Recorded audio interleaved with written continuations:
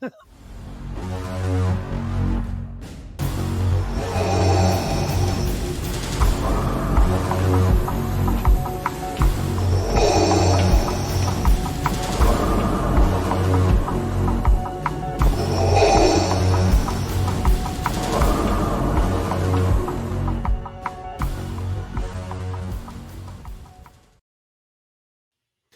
evening, everybody. Welcome to the Sith Dominion podcast. I'm Dr. Dana Martin, your host, and with us, as most nights, we have Cam, and then two people. Well, one of people that you kind of know, and another people you don't, but that's okay because we're going to get to know him. Welcome to the show, Brian. How are you this evening? Thank you so much. It's great to be on. It's doing well, I've been listening to some of the more recent shows here, get caught up, and wanted to brush up a little bit, so I felt like I was adequately prepared. All right. He froze. It's all good, though, because you know what? War of the Stars. War of the Stars. We mentioned that show a few times on our show. When we were a part of GNN, they were a part of GNN as well. And yeah, we'll talk a little about that, but mostly I think we're talking scary dark side stuff tonight. It's Halloween show. So that's why we brought on Andrew, because it's scary Halloween show and we need scary. How you doing, Andrew? All right. Yes, every time I ask a question, that person locks up. Fantastic. How about you, Cam? How you doing this evening? Just ate some potato soup, man. Feeling a little better. Yeah. Did you get a little nukes, or where'd you get that? Nukes, yeah. Best spot in town, man. Best potato soup. I don't know about that. Where else is better? What? Where else is better? Yeah. So tonight hey, in this town, it's limited, but yeah, you're right. Probably the best potato soup's got to be around Nukes. He's changing his tune now. Probably comes in a big plastic bag and they just heat it up, but whatever. So great out of the way, man. That's the best. That's what makes we have. What is it called in 2 days? Halloween in 2 days. There's some scary things I think on the horizon for Disney. I'm looking forward to Skeleton Crew coming around the bend. I think we've talked about it ad nauseum on this show, and we are all looking forward to this in some form or fashion. Brian, what are your thoughts on the Skeleton Crew show? And you looking forward to it? I am. I'm not a picky Star Wars fan. If it's got the Lucasfilm imprimatur on it, I'm pretty much good to go for it. I'm one of these guys who I'm okay if I don't like a film. Just okay, maybe it's not my favorite film. They don't all need to be the best. Each of the sequel trilogy I saw 3 to 4 times in the theater. One of them not in costume, the rest in costume. And I have all the DVDs. I'm not super into rewatching the sequels, not because I hate them, just they're not. I have a kid, I have limited time. I'll rewatch one of the original trilogy, even one of the prequels. But I've been paying a great deal of attention to the TV shows. I think that a real problem that Disney had right out the gate was the original trilogy came out 3 years apart. The prequel trilogy came out 3 years apart. The sequel trilogy came out annually, counting Rogue One and Solo. And Solo was a 5-month gap. And it's too much. Give us some time to anticipate it.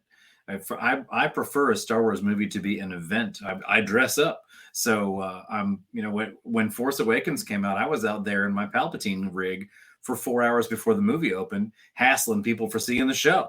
I don't know why anyone wants to see this film. Nothing worth seeing happens after Jedi, and even that goes south in the final act. So, I'm not picky. Sure. I have enjoyed the show. I was a little disappointed in Acolyte. I thought they were going to go a little bit more into the dark side. Even more disappointed to hear that the second season was canceled because, the big reveal at the end of it is right up my alley. I've been a Palpatine cosplayer since 1980. So I'm psyched for Skeleton Crew. I'm going to watch it. I'm no longer of the demographic that I can wake up at 3 a.m. to watch it at premiere moment. Amen. But I will certainly be paying attention to it. I like the Acolyte. I loved Andor. I I could not have cared less about Mandalorians or Boba Fett until I watched the Boba Fett show on board. So I think they're doing the right thing. Yeah, You like you like the Whoa. Book of Boba Fett. I did.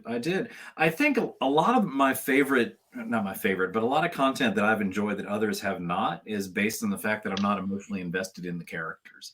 Like the Solo, we just talked about the Solo film on War of the Stars. I thought it was a fine movie. I think it's a B- movie. It's an A if you go into it not having seen Star Wars, because I didn't. If you expect a lot out of Han Solo, the character, you can be disappointed. Yeah. But if you just go in for a Rock'em Sock'em space schlock movie, I'm here for it, and I think Solo delivers. So, I think it'll be fine. Check with me again when they make a one season of the Palpatine prequel series when we see that he turned to the dark side because he got his heart broken in high school, and then we can talk about it. He goes all emo. Yeah, I'm out. I am out of the question. 3 different copies of the Darth Plagueis book. I have the first printing of the hardback. I have my second copy of the paperback because I wore out the first one. I have it on Audible. And the voice actor, the narrator of the Audible audiobook, inspired me to get into voice acting, which led me to cosplay. And I was looking it up recently, and I discovered the narrator of the Plagueis audiobook is Niles the nanny, the butler from The Nanny. What? Yeah. Crazy. Absolutely. And you got it. I'm Generation X. I watched The Nanny after school most afternoons, so I was there for it. So yeah, but all of which is a long way to say I'm looking forward to Skeleton Crew. I think it's gonna be great. I like Jude Law's work, and I like the content they're putting on television. I'm here for it. I will be watching it. Whether or not I like it is kind of irrelevant. If it's not for me, it's not for me. I watched 2 episodes of that Resistance cartoon and realized that I am not the target market for this show, and I'm not going to waste my time watching it. And it's okay for me to dislike some of this content. I'm 50 years old. They don't have to make it for me anymore. Nope, they do not. And you don't have to choose I to love put your that dollars towards it either, right? That's right, exactly. Beauty. Yeah. So do you don't like it? I was a big defender of the sequel trilogy, and in that exact tone, in that, hey, if you don't like it, you don't have to watch this film. Nobody's making this movie at you. You can just not see it. And I saw a lot of people who I admin on several different Star Wars forums, and you see unbelievable vitriol against those films, like it was a personal affront. Like, guy, I'm sorry you didn't like it, but like I hope you get over it one of these days. It came out in 2015. I think it's been long enough, And there was a time on the show where I came to the realization, like, this IP is not mine. I don't own it. It's not mine to hold and to craft how I want it. If I want to do that, I can write fan fiction and submit and be an author for them or whatever. If that's what I want to do and I want to control Star Wars, that's what I can do to control Star Wars. Outside of that, I don't have to love what they're putting out or even like it. Not purchase it, use my dollars how I choose, but to crucify it straight out of the box, I don't think any of us want to do that. At least I don't. But you're right, there are those fans that do without giving it its due. And the change.org petitions, fire Kathleen Kennedy, give me a break, begging George Lucas to come back and save us, like he's not part of this, like he picked Kathleen Kennedy by hand. That's his fault. Cam, I love your take on some of this with I'd like for you to step in because you were disagreeing a little bit with me on that piece of it's not my IP. I thought you did, and maybe you didn't. But I think your point was more, and I don't want to speak for you, was more like the lack of respect for the characters that were developed, that we had all loved. And it seemed like there was a blatant lack of disrespect for that, for the story, the plot, and where they took Luke Skywalker, for instance, in the expanded universe, and what a wonderful character that they developed. And that was a great Luke Skywalker. That version was amazing. Okay, go. So now they've destroyed that version, doesn't exist. And that seems to be kind of along the lines of where your stance is. Yeah. Yeah, but I mean, he still exists. I mean, the novels are still out there to read. I'm taking my journey through that and enjoying that piece of content, even if it's quote unquote not canon. I mean, I'm a little bit more invested in it. I'm a little bit younger than you guys are, and Andrew and I are both a little younger, so it still holds a Little. A little, come very on, please. still holds a very special place in my heart. But I mean, I yeah, it what ha- what I will say at the time, I was one of the ones that felt I still feel a certain type of way about the last two sequel films, and I'll still probably feel that way for a while. I don't rewatch them. I don't even partake in even trying to watch them. I particularly don't like The Last Jedi, Brian, for most of the reasons with what they did with Luke Skywalker's character. I was just in my movie theater seat with my girlfriend, who's my wife now, just absolutely just in disbelief when he chunks Cam, the let me ask you. lightsaber. I have respect for what I've heard you say on the show already, and let me just ask you, where do you fall on the Superman v Batman scale? What do you mean? Do you have a preference between the two characters? Oh yeah, Batman for sure. See, I have a theory, and I have yet to prove it correct, but my theory is that folks who are more attached to EU Luke tend to be more, in my experience, tend to be more Superman fans, whereas Really? folks who are okay with, I haven't met anybody who's attached to him, but folks who are okay with the sequel trilogy Luke are more on the Batman side. Now, I found the EU Luke Interesting. somewhat disinteresting because as I read it, and this is purely my opinion, and I'm first to admit it's based entirely on my subjective experience of him.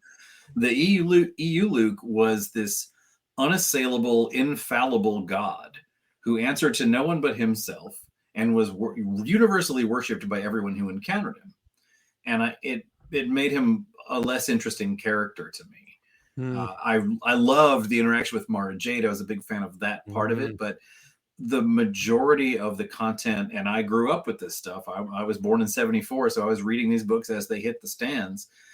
But much of that was that Luke was, I found him insufferable in many cases, and that a lot of that depends on who's writing him. It's not the fault of true. and Very true. And it's like and I have some unpopular opinions. I'm not a big fan of Admiral Thrawn either.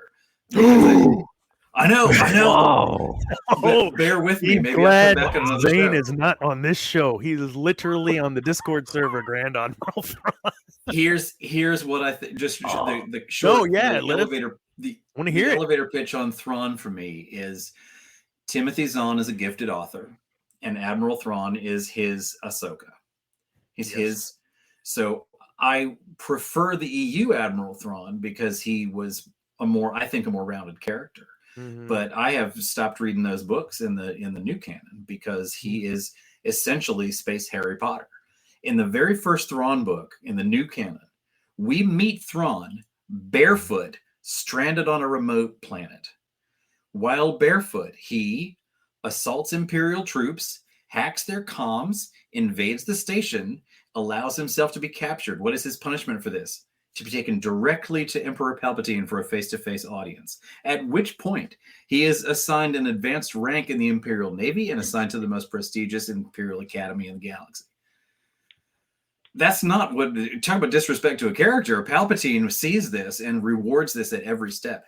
Every chapter of that book, Thrawn learns something at the beginning of the chapter that he and only he can use at the end of the chapter to solve an insoluble problem. It's Harry Potter. Yeah. So that's a crazy take. What stopped me off on those books cold was in the second book when we see him interacting with Vader. Now, I get that he's the protagonist of the film. I don't expect him to die, but I don't care for him dunking on Vader constantly in front of everybody and Vader doing nothing more than impotently fondling his lightsaber, which I believe is a direct quote from the novel. So it's not that I don't like Thrawn. It's that I don't like how Thrawn is presented as this godlike character, and I like the political interplay of like who does the Emperor like best, which there's a lot of that. Yeah. But at the end of the day, I could do without it. I love Mickelson's portrayal in the cartoons, but I'm not a big fan of seeing him in the novels. But back to Luke, though, the reason, Cam, I asked how you felt about Luke is because Luke, as I see it, did exactly what Yoda and Kenobi both did. He's had limited experience of what Jedi do when they fail. And what they do is go into exile and hope that somebody shows up to convince them to come back out of exile. That's what I said. That's exactly what I said. Which I get that, like the green milk thing and tossing the lightsaber over his shoulder. Like I do think it was handled disrespectfully. I would have liked to have seen more reverence in the character, but I was not personally invested in that character, having been dressing as Palpatine since 1980, and that's I'm a Sith, I'm a dark side guy, so I do not disrespect or disagree with your feelings on that character, but I do think that as with any fictional character, they're subjective. Sure. Yeah, I mean, I would say I just finished reading the Jedi Academy trilogy and thoroughly did not enjoy Kevin Anderson's writing of Luke. That was a really tough read for me to get through. I've been reading I, Jedi, and it's been okay so far. I like Cornhorn, and I feel like just in terms of Luke's dialogue in there with how I see that character, Kevin Anderson's writing just didn't do it for me. But in terms of my sequel Luke take, I fundamentally disagree with how he got to that point. In terms of exile, I'm not saying that's something he might not do, but in terms of what puts him on Octu, I just don't. That's not the guy I see doing that. Just based off the movies alone, with my investment in that character, Are you reading comics at all? I mean, casually, but nothing. I've heard. Oh, I think you ought to check that out. Get yourself a trial membership to Marvel Plus or something. When check those out, I think you will really enjoy the portrayal of Luke in the main Star Wars title series. I've seen a couple of like stills and clips or screenshots of pages of him explaining the Force to some of his students, and I like that and wish we would have gotten more of that. I understand it's hard to take a character like that and done by new people who may not be as invested in that particular character and want to introduce new characters. But I mean, I'm kind of in more line with Dana with I've accepted the fact I don't want George to come back. I'm not one of those people. I don't want the Micronauts trilogy. Yeah, I would just like fun, entertaining content that I feel like I'd like something of the sort of Mando season 1 again, personally. Something that brings me to every Tuesday or Wednesday whenever they come out. I'm itching to look forward. Or I'm Tuesday, 8 p.m., the same time this damn show. Every single new series since Ahsoka. Just saying. Or like you said, like events. Like I want to get my buddy Josiah, who's in the chat, and my wife, and just all my friends. Like I want to go see it in theaters, man. Like I want to spend $50 at the theater, getting all the collectible popcorn bucket and cup, and sitting for 2.5 hours and just smiling at the screen. But I think it's interesting to see what Lucasfilm did with the merch, because you look at the glut of merchandise we saw when The Force Awakens came out, and we went and bought everything, right? Mm-hmm. Star Wars is back. We thought it was going to be gone forever, and Lucasfilm's like, oh well, they must want this every movie, and we didn't. And I think that is a large part of the reason Toys R Us closed down in this country, is because they went all in on Star Wars merch on movies that came out annually, and like, no, we're fine. I've done the as a result, look at what the merch that came out for Rise of Skywalker. 10 3.75 figures, 12 Black Series. That's a very small run. Mm-hmm. We got one Night of Ren out of how many? 12? 10 or 12? Like, One Night of Ren, I would have bought them all. Look at all the army builders there are out there with like, I've got 300 stormtroopers lined up in my basement. Give us the full run of the Knights of Ren, for God's sake. Nope. Yeah. Where's my Black Series zombie Cenobite Palpatine? Like, that's a classic character. No, because no, all those action figures are at Ollie's, Brian. Like nobody bought them, so then that's why they had to run. In my opinion, I don't know, but no, you're they right. had to run small the last movie because they got their butts handed to them on the last movie. Exactly, because they overdid it previously.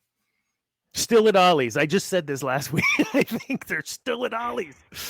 You can still. I mean, where are they? We got this guy most recently. He's the most recent Sidious that came out. It's a great mold. Really enjoy it. By the way, I always joke. I say, well, I'm a Star Wars fan, but like I'm not crazy into it. Some people get too far into it. I'm just like 9 lightsabers, 2 full costumes, over 300 collectibles, just for the same character. I do work on a podcast. None's the voice acting. It's just like real low key. You know how it is. Andrew, what are your thoughts on all this, man? You're just sitting back, all the youngest. And I have to say, Brian, thank you. You're the oldest, but just by a year and probably less than that. That's my shtick. Andrew. Yeah, just my thoughts on the state of Star Wars. Like on this Luke stuff versus who we. Yeah. So as far as with the Luke and the Last Jedi stuff, I didn't grow up with Star Wars. I discovered it during the pandemic, and I watched all 11 movies in the span of a week. So I haven't I didn't grow up with as a kid with Luke and then the sequels or whatever. So I never had on my first watch, I had an attachment with Luke, but not in the sense of he's been in my life for 10, 15 years. What are they going to do with him in this movie? I didn't agree with everything that they did, but I always thought it made sense why he left and went to hide. He needed to be by himself and distance himself from. So I'm not saying it's the right thing to do, but I understand why he did it. And I'm not saying I'm a lover of the sequels, but I don't hate them. I think that Force Awakens is good. Last Jedi has its moments, and Rise of Skywalker is a good turn your brain off kind of movie. Mm-hmm. Of course, I like Solo, Rogue One. Ryan doesn't like that. Okay, maybe not turn off your brain, but it's a good popcorn movie. No, I agree with you. What bothers me about Rise of Skywalker, and this is really the main complaint I have of the sequel, is that we got 2 movies building up to telling us that the Force can occur in anyone. It doesn't have to be royalty, and that always freaked me out about the as soon as they cast a female protagonist in the new trilogy, everyone's like, oh, it's got to be Luke's daughter. Why? Mm-hmm. In the original trilogy, there are canonically 10,000 Jedi in the galaxy, and perhaps 2 of them have reproduced. There's no reason to think that the Force is hereditary or should be. Mm-hmm. And it was the joke I made was it's like we all saw Empire Strikes Back, and oh my God, Darth Vader's his father, and then we never want to be surprised again. And now every single character has to be somebody's kin. Yeah. And I really liked the concept of Rey being from nobody. And oh, sorry, she's actually a direct descendant of Palpatine. Oh, great. Mm-hmm. So what happened to Broom Kid?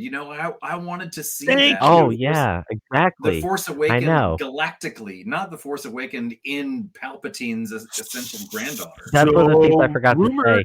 Rumor is Broom Kid is going to be in the next movie as one of her pupils.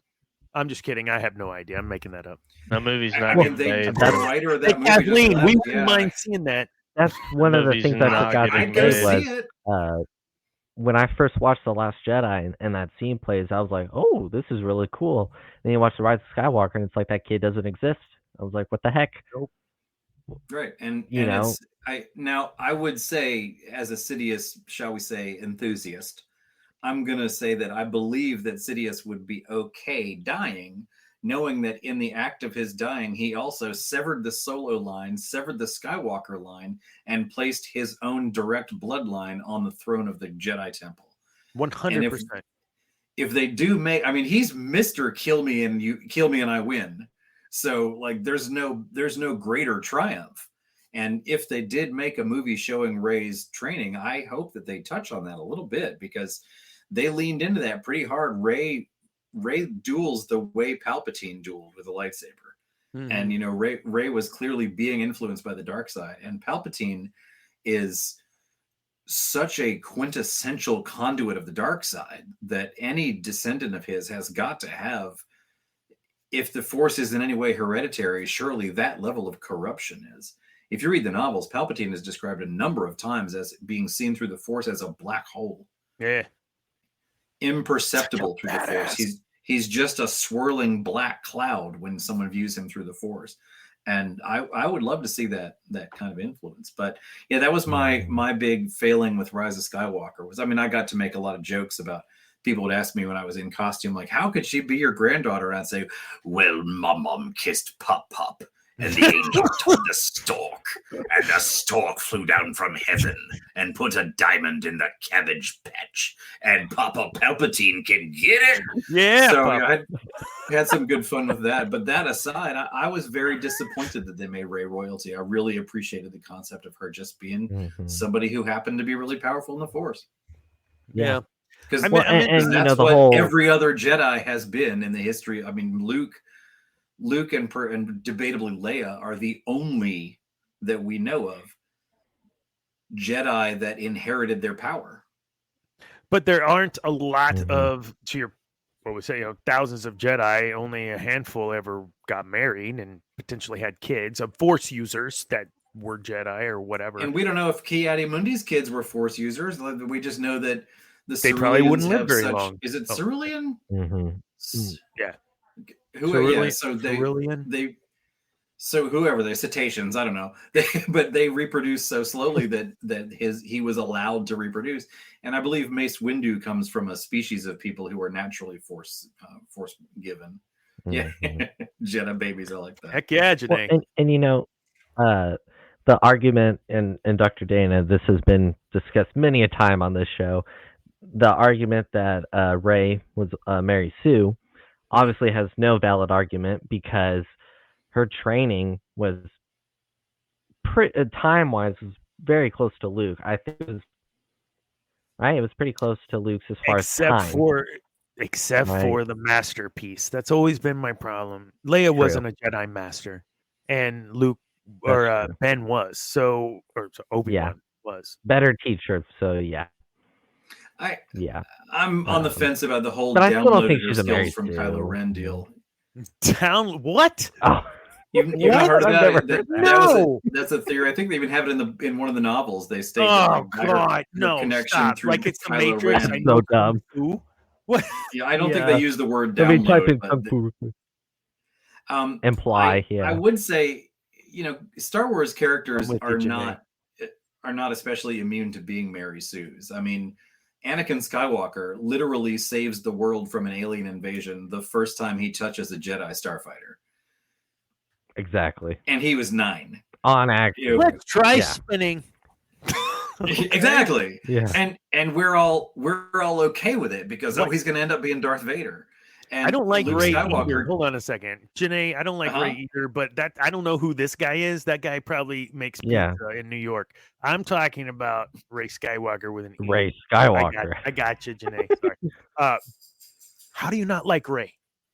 It's not her. It's like the character. You don't like the. It's not her character? fault.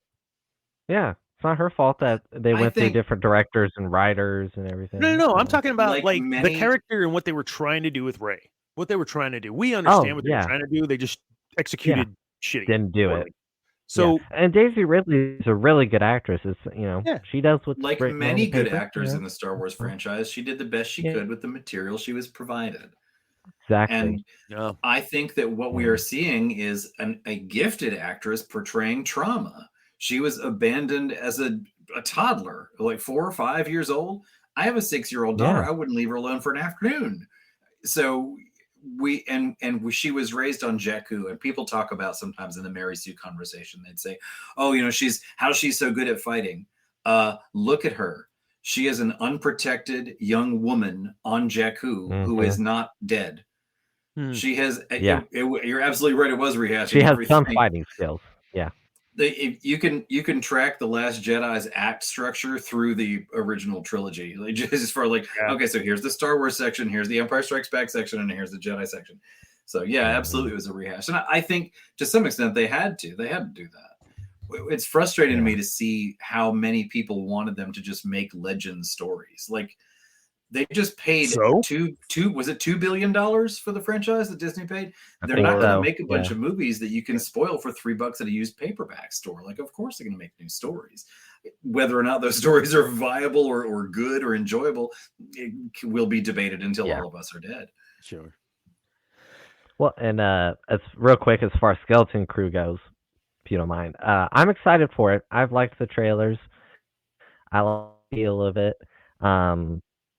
I like the aliens, the Goonies feel of it. I like. Of course, marketing is so good nowadays. It's hard to judge a product just based off of a 2.5-minute trailer. So it could be bad. I'm not saying it couldn't, but 4 articles I wrote for the Acolyte prior to the Acolyte's release. I was so excited. Yeah. No, exactly. None I wrote afterwards because I was so disappointed. Did you guys know that there are awards presented within the industry for trailer producers for the best trailer for the worst content? Oh, that's funny.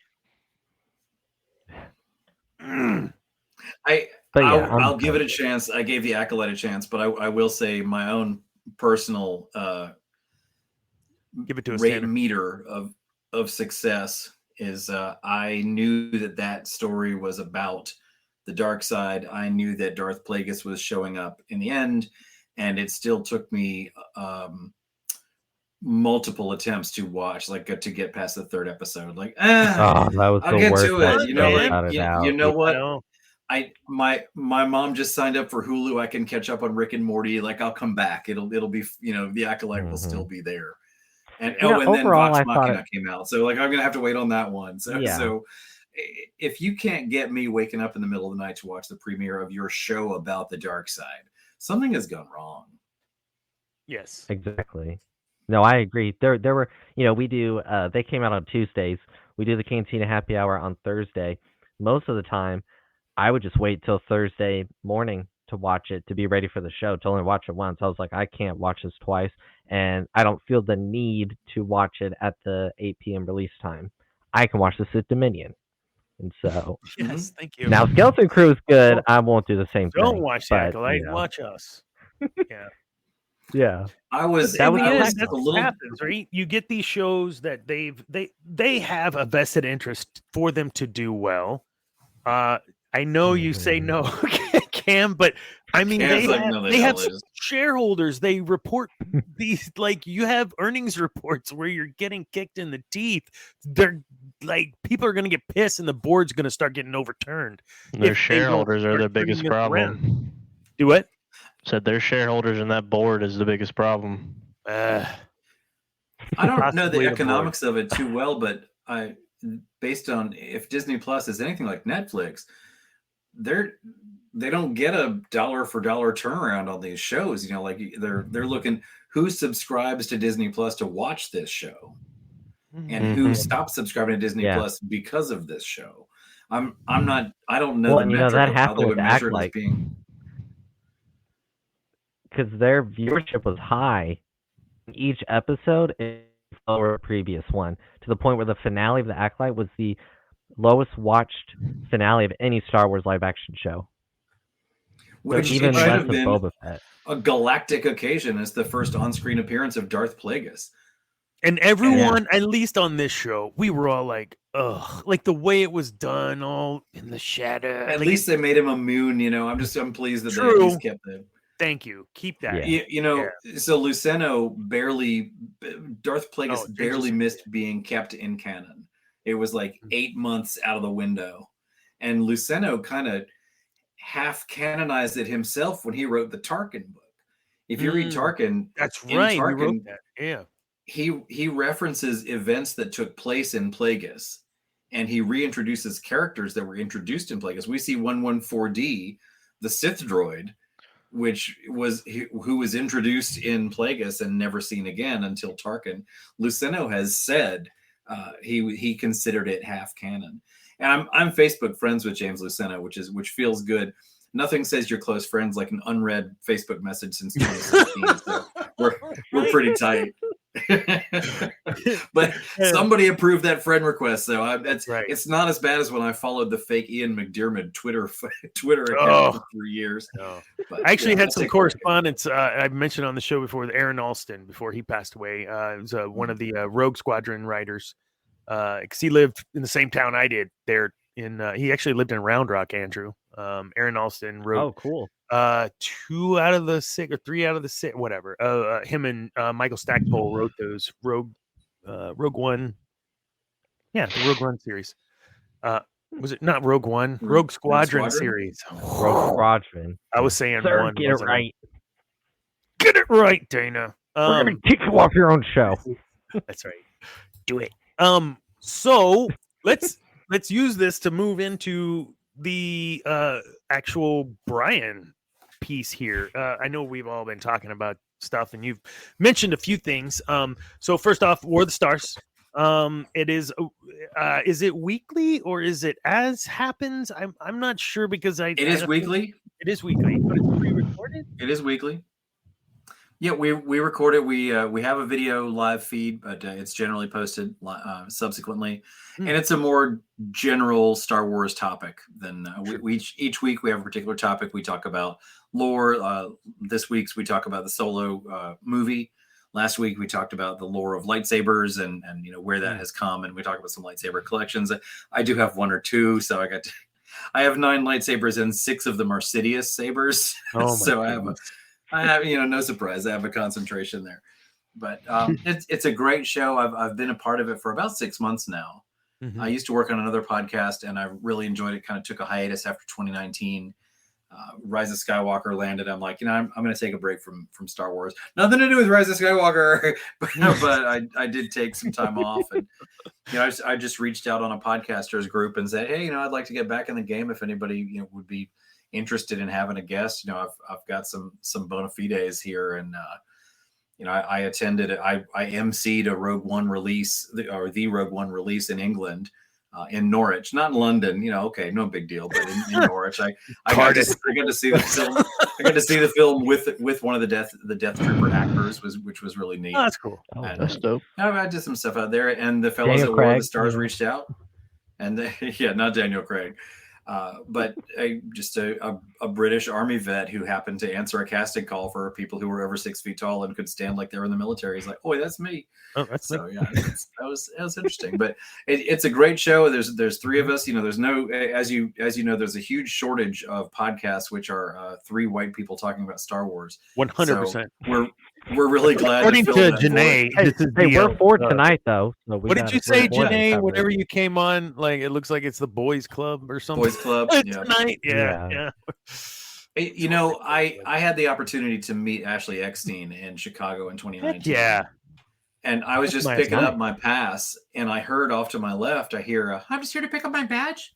I'm like, that sounds like Ahsoka Tano. Oh, that is Ahsoka Tano. Oh, my goodness. And amazingly, she was alone, not being carried around on a palanquin by shirtless men, as she should. Why she was not? Thank you. She's a voice actress. Most people don't know who they are. And so I approached her very, very respectfully. Excuse me, Miss Eckstein. And she said, oh, you can call me Ashley. And I said, no, but thank you. I don't know what to do with my hands. That's me when I meet Ariel. I don't know what to do with my hands. Sorry, my hands are so sweaty. I told her, I said, I just wanted to let you know we love you. At the time I had a 2-year-old daughter. I said, your character, your clothing line is how I'm going to introduce her to Star Wars. And thank you for what you do. And she said, oh, you're so sweet. Can we take a picture together? So we took a picture and she gave me an autograph. And then she asked me if I'd been to the venue before, like she's going to tell me where the snack machines are. And she went off into the bathrooms are to the right. Right. And the lady giving out the passes said, who was that? I said, oh, well, you see the character on the child's 5-day pass. That's her. Mm-hmm. Oh, I wish I'd known that's my daughter's favorite character. At which point, Ashley! And she came right back and had a great conversation with that lady and took a picture for her kid. Fantastic. Yeah, she's so I am pleased with the diversity we see in Star Wars and the number of female characters. Because like, I mean, if it wasn't Leia or Mon Mothma or Ula, you're out of luck. There's no other females in the show in the original trilogy, and then they start introducing. I mean, you've got Ahsoka, you've got Zori Bliss, Rey, Asajj Ventress. I can do a whole show on Asajj Ventress. We have. She's the dark side Ahsoka. And I always say Ahsoka has more reason to turn to the dark side than any Jedi we see for 1,000 years, Anakin Skywalker included. Because she was framed for murder by her friend, immediately excommunicated by the Jedi because oh, well, we can't be sure. Excuse me, you have psychometrists and telepaths on staff. Even if Ahsoka was not a decorated commander in the Republic Army, surely one of you could tell if she's lying or not. But nope, you get kicked out. And of course, when you get kicked out of the Jedi Order, you lose your home, all of your friends, your only source of income or support. What do? I guess you turn to Asajj Ventress to help you clear your name because your freaking Jedi Master is too busy dorking around on some other planet with a woman he shouldn't be with. I love that you bring her up too, because Ventress is one of those that we've done 2 full shows on Asajj Ventress, and we could do another still show on Asajj, because that is a character that's written so deeply that shows, I think, more than a lot of the written characters that we've gotten recently, the true duality of man. I think you could argue that she has the broadest understanding of the Force of any character we see in current canon. And understanding what to embrace, how to embrace, and when to embrace what. Like, that is huge for us as Dr. Dana Martin stepping into this role real quick. Sure. This is what it's about. It's about understanding that you cannot go along this path, you as an individual, and think this is the only way, this is the way, and I got to go this way to get to my destination. You're going to fail every effing time. And someone like Asajj, who thought she was supposed to go this direction and then got destroyed and moved this direction and got destroyed and moved this direction. Someone like Asajj Ventress that went through all those steps in the way in which she was written in the show, that is the most relatable character since Han Solo for me. Han Solo was a great relatable character, turd, scoundrel. Yeah, Han didn't shoot first. He straight up shot. If you know the original theatrical release, there was no second shot. There was Han straight up waxing this guy. Amazing. I loved it. So you take all this away that we loved on, because that's what you would have done. That's what a human would have done. They wouldn't have waited. So you take Asajj, and we have the same type of mix of character. Someone who knows maybe the path they should be taking, but can't help themselves to take these other paths until they're finally in the space that they belong. And she is a perfect Star Wars, beautifully written duality of man character. And I'll get off my high horse now. Yes, no, you're absolutely right. She's the only character that we've seen who was trained as a Jedi Padawan, a Sith assassin, and a Night Sister, and no other character has that breadth of experience. Furthermore, I would say that she's one of the best lightsaber duelists in canon. Find one other duelist that faces Kenobi and Skywalker together, 2 against 1, more than once. True. Now, metatextually, that's because she was a primary protagonist of a television show and they couldn't kill her immediately. You couldn't kill her off. Yeah. But fact remains. One I can think of is Dooku. Dooku was a duelist, man. He was amazing duelist. Dooku faced them once. Oh, that's right. The second time, Kenobi was almost immediately unconscious, and Dooku died in that one. That's right. So my point being that Dooku trained her in the art of saber, and so I would think that she would have been formidable because he was formidable even against Yoda. The best. I mean, he had to distract Yoda. We all know he was going to get his ass whooped. It's Yoda. I have to recommend the novel Dark Disciple. Sure. Anybody who's a fan of Clone Wars. Everyone keeps saying that. I've bought it. I still need to read it though. I listened to it on Audible. Yes. Oh, in that book, if you notice, the narrator's version of Anakin Skywalker sounds exactly like Jesse from Breaking Bad. It really takes me out of the story. Is it him? No. No, it's not. It just Okay, sounds like thank him. He's doing an I- impression though. It Mr. sounds White. very much like Aaron Paul. I bought the book during Bad Batch season 3, and then I've kind of forgot to read it, so it's on my TBR. So. Hugely worth it. That and Inquisitor: Rise of the Red Blade are I think some of the best written dark side female characters that we see in Star Wars, EU Legends up through current. It's amazing work. So let's do that real quick. So before we get into more scarier type things, I mean, Ventress to me is my favorite dark side. I say dark side character, female dark side female character, because Palpatine for me is, I've always said it, he's the Sith architect. He's the dude. But yeah, I think female Sith. Dark Talon was pretty badass for her. With loyalty for her. I call her Darth Fan Service. Oh, I don't care. Nothing wrong with it, but clearly someone was like, "Guys, bikini models aren't cosplaying as our characters enough. We need a new character who wears nothing." Yeah, no, honestly, yeah, she's my favorite dark side character. Even on her dark side path, stuff is very deep, and I just love it. Andrew, what about you? Favorite dark side female character? Well, it's got to be Ventress. I mean, I don't mean to repeat what y'all just Copycat. said, but I mean, you're objectively correct. Dr. Dan. What else can we say? I think Cam. I think if exactly. we were Cam, he's gonna say the dark side Ray that shows up for 20 seconds and. Absolutely not. That's the only non-Sheev Palpatine figure on my shelf. That entire movie makes me sick every time I think about it.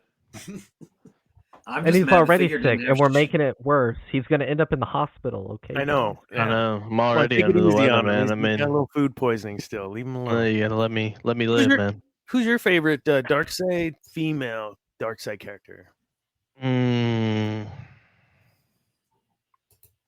I'll let you think on it. I don't know. I just realized Dana's is limiting us by genders. Well, yes. Because we have been talking about this for a while. Yeah. That Lucas was very emphatic that, listen, if you think there are no female heroes, period, in Star Wars, you're an idiot.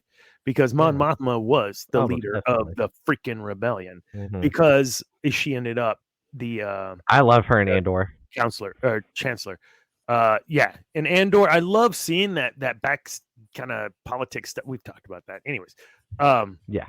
Cam? Do you got it now, or are you good? I mean, I always like the concept of Darth Talon and that, but I mean, I would say I really like the Inquisitor from the first Jedi game. Second Sister? Is that? Yeah, I really like that. I really like that character. Is that Second Sister? I think it was the Second Sister. I got her. Hold on. I think so. It should be Second Sister. Seventh Sister from Rebels. Yeah, that's probably one of my favorite. I saw Seventh Sister on Rebels the weekend after I rewatched Cruel Intentions, and that creates some unusual feelings in a young man of my age. Yeah, it was the Second Sister.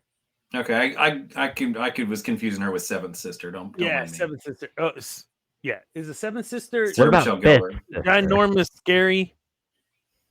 I think that was seventh, fifth, ninth. Who was Sarah Michelle Gellar? Now I gotta look it up. Okay, what?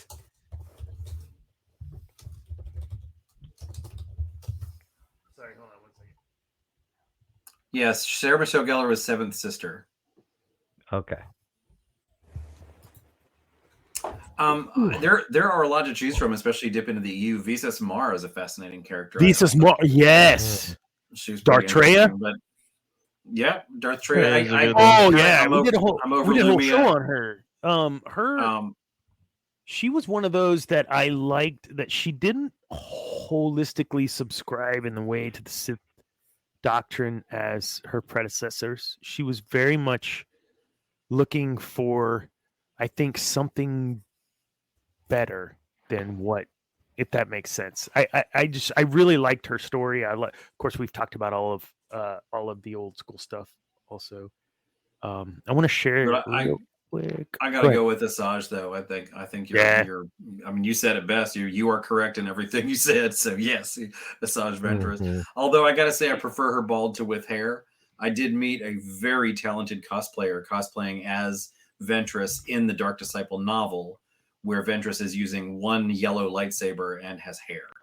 And it's an interesting look. There you go. This one, Cam, was you were talking about the second sister? Yes, sir. Yeah. Dude, she was cool. I liked her in that game. Are they really gonna do a live action of this Jedi stuff? I hope not. I don't think so. I Not to my have knowledge. great trepidation about them putting video game characters into official canon. Yeah. In the same way I did not care for the Super Mario Brothers movie or the Sonic movies or this. Whoa! Whoa. Not even I have the not Sonic watched movies. a single. Oh, man. Actually, they were showing it on an ad today for the Sonic movie playing on Paramount Plus or something. And I looked at my wife and I said, I don't think I've ever seen that. She goes, I have. So It's okay. they're fun. They are fun movies. Dude, There's a funny such a fun juxtaposition of a quote from Mhm. from Jim Carrey, where he said he had essentially retired from acting. He said, if the right thing came along, if angels came down from on high and presented me a script written in gold that I felt really needed to be made, I would come back. And like in that article, the next paragraph is he's reprising Dr. Robotnik. Yes, Yeah. I heard that it was good though. Did angels They bring you that script, buddy? Yeah. I mean, no shade on Jim Carrey, who is a gifted actor and has brought joy to generations. But I don't care for video game movies, and I'm a child of the '80s. I grew up on video games. But if Mortal Kombat is the best, Did we you can like do, The Last of Us? It wasn't a movie, but I- the HBO series. I enjoyed what I saw of it, but having Yep. not played the game, I will say I didn't either. Okay. I played I didn't either, World but of I loved it. Warcraft. Yeah.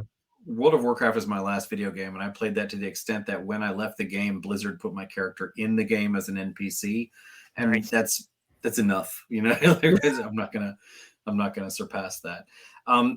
Dr. Dana, you mentioned the Sith architect. I wanted to touch on that when we move into the scariest Sith, because if I may, I have an addendum to your Palpatine discussion.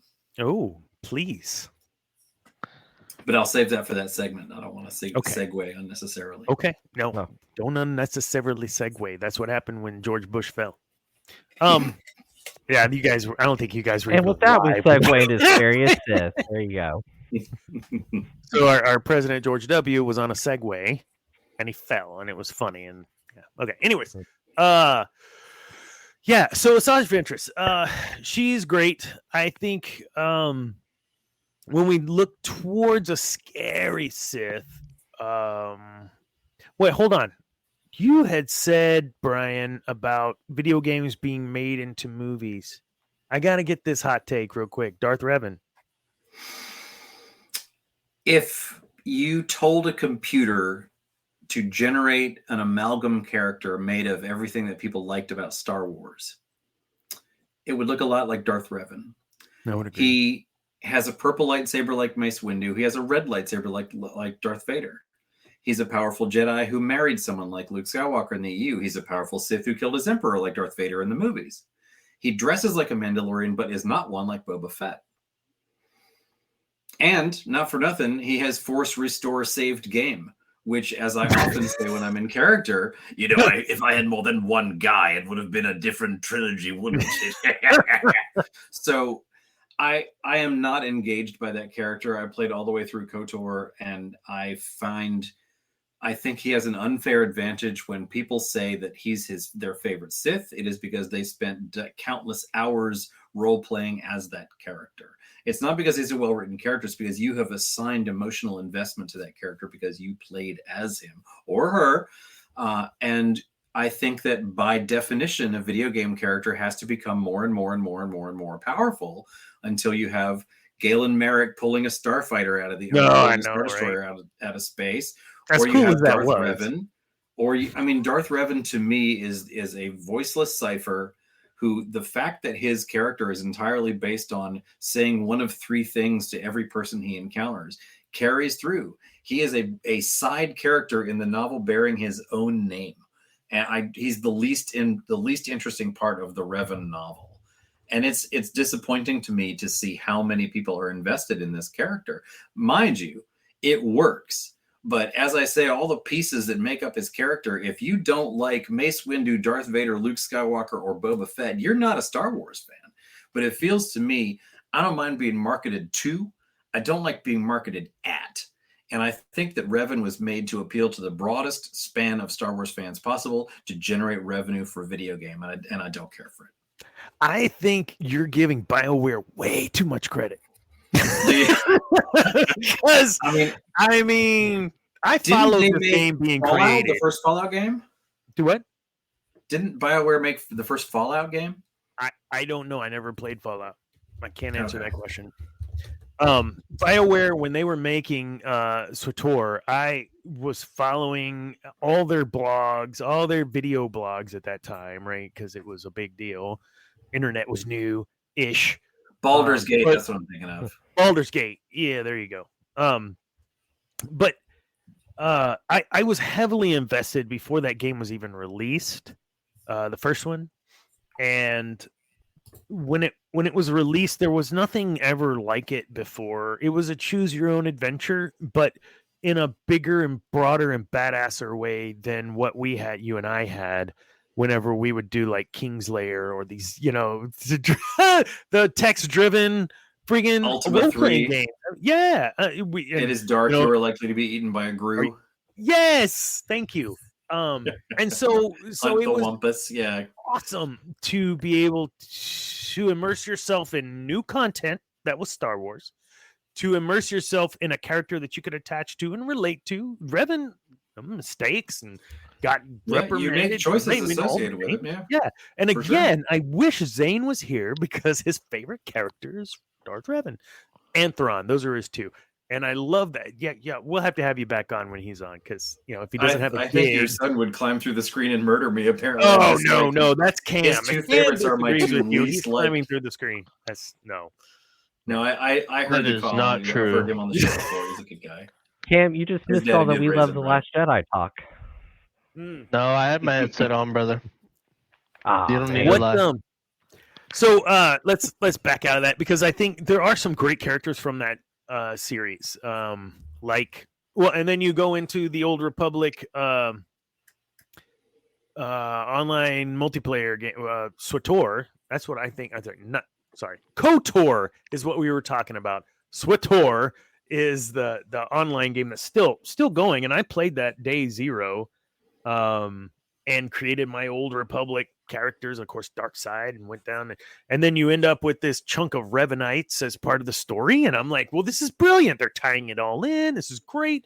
I never thought of it like you just said, though, where you had red lightsaber, purple lightsaber. You had was a Jedi, no, it wasn't. And you have all the things that we all love about Star Wars wrapped up into one character. But I don't think BioWare's that smart, surely, right?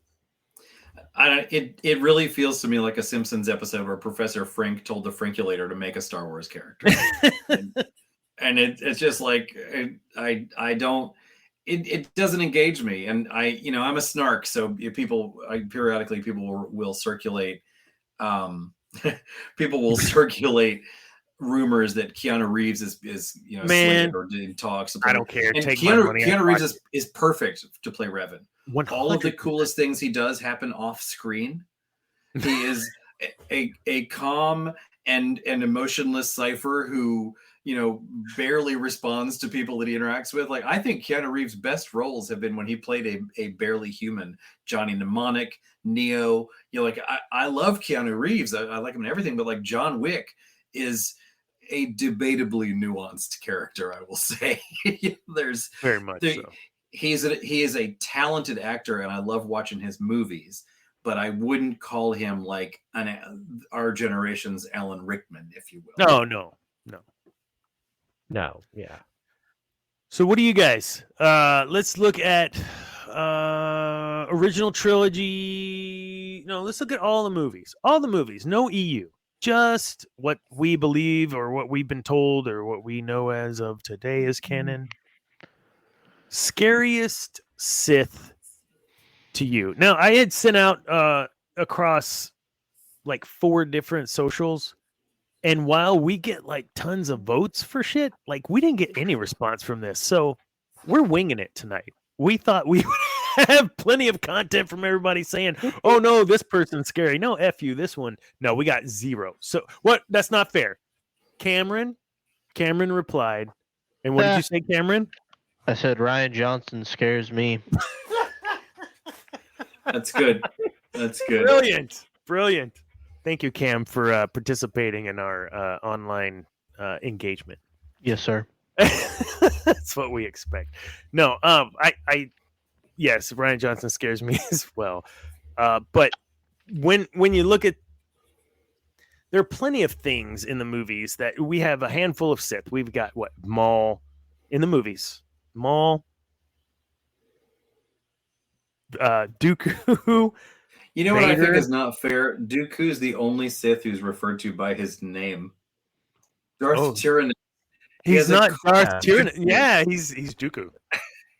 Is that Exactly. because he was still himself? I want to get the Clone Wars Dooku beard if I ever grow facial hair. Oh, just that sharp. The wedge. Yeah. I saw a guy, and you could go on Etsy and find people make Clone Wars Kenobi beards out of foam. You just like strap it Lord. on. Oh, wow. I think it's interesting that we never see Dooku's eyes go yellow. Oh, that's a good point. We don't. I would have liked to have seen that sort of touched on a little bit more. I'm not sure if it's intentional, but it seems to me that is a reason indicative of Dooku's honorable intent. He And was a demeanor. Sith. Yeah. He was on the dark side, but he had good intentions. And he had a civility to him because he was a Yes. count. I mean, he's eating with the Sure. correct fork at dinner, right? I mean, Yes. this is a guy All 4 correct What- forks in the correct order. in correct order. He is that guy, right? Do you He's think on all those forks are Alderaan. little curved forks. Yes. Dueling forks. Yes, like I said, he's got these little tiny. Or like corn cobs. I would love to see him munch Oh yes. with a little tiny. Lightsaber corn cob Lightsaber holders corn make cob it. holders. They just start popping. Yeah, cooks it from within. I love it. All right, So make a of note. those that we get in the movie, in all of the movies, and we know that ultimately Snoke is a quote unquote Sith. We know that because Palpatine, it was a clone that Palpatine created, so it was Sith, and so was Kylo Ren was being brought along as Sith. Okay, you don't have to choose him, Cam. I'm just saying we're gonna include him I in already the have movie. I already have my number 1, bro. Okay, but you can't beat Palpatine. I'm just kidding. So Palpatine, all these guys from the movies, the most scariest. I don't think Palpatine was scary. But most scariest to you guys. That's what we're gonna do right now. Most scariest to you. Cam, you already got yours. We'll start with you. Rocket. It's Ryan Johnson, brother. He's not a Sith. I think it's Yes, he arguable is. that Ryan Johnson is trained by the Sith, but he's certainly not in the Bane lineage.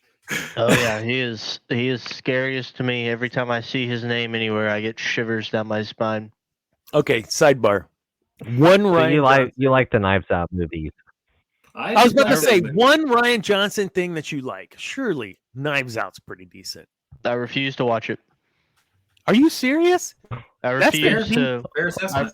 I refuse to partake in anything he is a part of. That is a stance, and that I respect your decision. That is something that's probably hard to do because there are some good movies that his name's attached to. Woods has seen Like both Looper? of those. Woods has seen both of those movies, and I have not been in the vicinity when she has watched those movies. I refuse. You're really hurt by this, like deep. I'm not saying like in a sappy way, but like hurt, like deeply. You screwed up my guy kind of way. Yep, I will not pay money for Wow. anything a part of his that he is a part of. directed 3 of the best Breaking Bad episodes. I didn't know Oh. that. Hadn't seen Breaking Bad, so Ah, Yeah, guess I'll Oh my! I'll allow it. Guess I'll skip. I think that's Next, he has a fair seen take. If Star he's He's earned that level of vitriol. No respect. Or no, I haven't disrespect. either, Janae. Amen.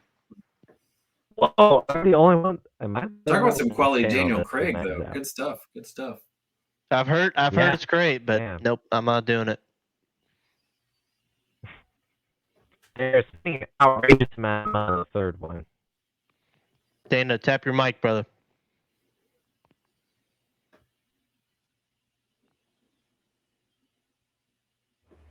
I'll find it. He was You're back. You're back. There you go.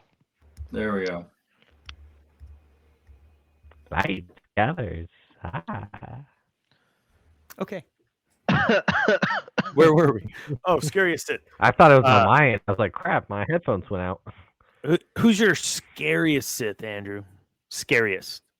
Just from the Let's movie. see. And I've had about, I don't know, 4 hours to think this over. Yeah, sorry about that. I Um, appreciate you jumping in. And by that, I In the have movies, not there's- spent 4 hours thinking on it. Not a great deal from which to Let's choose. see. There's what, six? Yeah, Five? In the movies, we have Dooku, probably. Maul, Palpatine, Vader, Snoke, Kylo Ren. 6. And Grievous? Vader or Palpy Part 2. I don't know. Same Palpy. Yeah. Gross. Well, you see, if we were including the Clone Wars show, I would say Maul. No, But going off just the movies, I can't say Maul because he he's died not in the really- first episode. yeah, he's not really that scary in the Phantom Menace, to be honest. It's Palpatine is scary though from a standpoint of manipulation and emotional manipulation.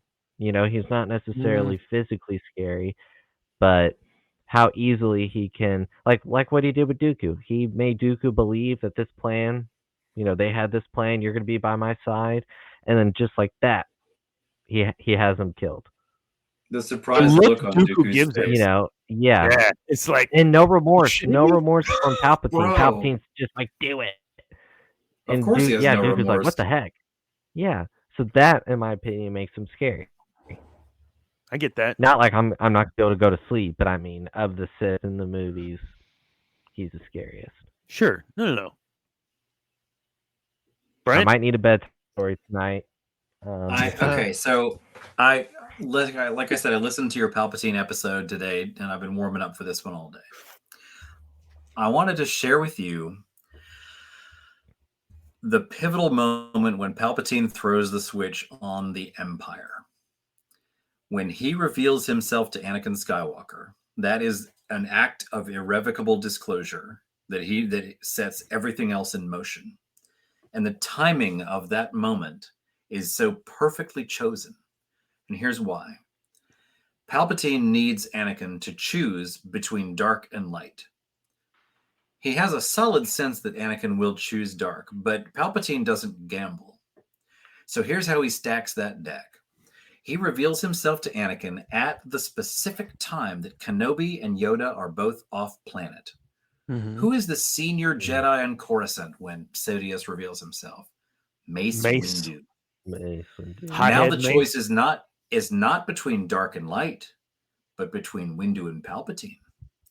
Palpatine, who has encouraged Anakin through every step of his life since the day they met. We shall be watching your career with great interest.